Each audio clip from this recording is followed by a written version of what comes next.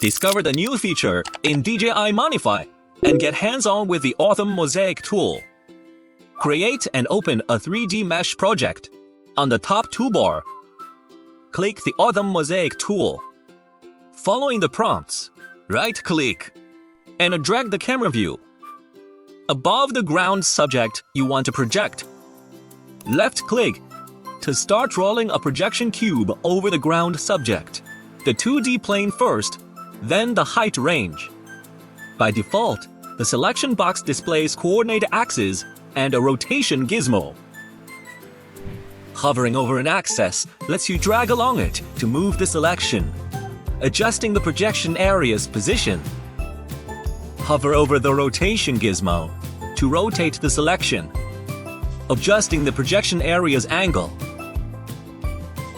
Hover over a face of the box to select the projection plane.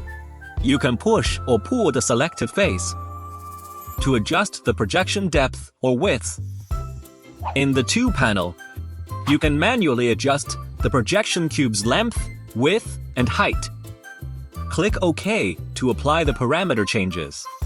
Once the model area is selected, go to the right tool panel, select the corresponding projection plane to preview the Orthomosaic, and export it.